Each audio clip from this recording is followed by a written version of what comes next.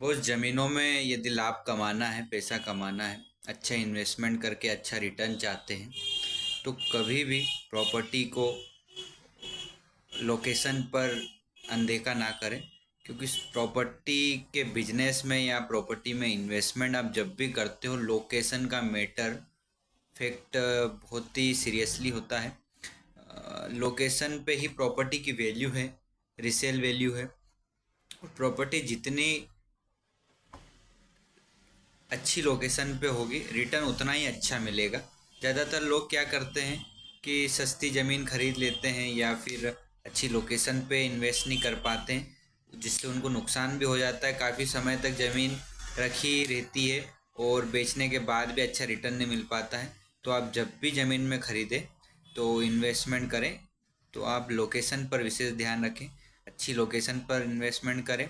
Property जब भी आप देखें तो उसका फ्रंट साइड, जैसे कि आप कोई रोड पर प्रॉपर्टी है तो उसका ज़्यादातर हिस्सा रोड के किनारे हो, फ्रंट अच्छा हो और आसपास मार्केट हो या फिर आसपास कोई शहर सिटी हो, आसपास आपके कोई हाईवे निकला हुआ हो या फिर आसपास कोई आपका एयरपोर्ट एरिया हो या कोई होटल लाइन वाला एरिया हो।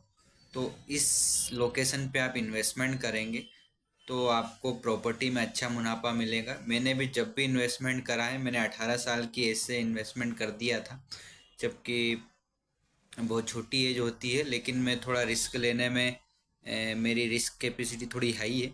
तो मैं ज़मीनों में ही इन्वेस्टमेंट करता हूँ। ऐसे तो स्टॉक में भी करता हूँ, लेकिन ज़मीनें भी खरीदता हूँ और बेचता भी हूँ। जब भी मैं ज़मीन खरीदता हूँ, मेरी पहली प्रॉपर्टी जो थी वो मैंने सन 2019 और 20 के बीच में ख़रीदी थी, जब मैं 18-19 साल का था।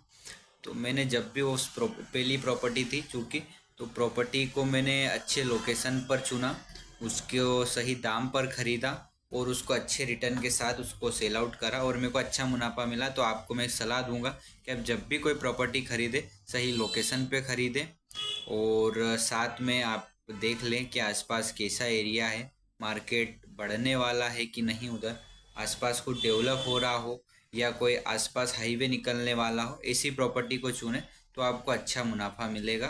और हमेशा प्रॉपर्टी खरीदते समय दो चीज़ों का ध्यान रखें कि प्रॉपर्टी पर कोई भी किसी भी प्रकार का कर्जा ना हो, किसी प्रकार का कोई कब्जा ना हो, किसी भी प्रकार का कोई टैक्स बकाया ना हो।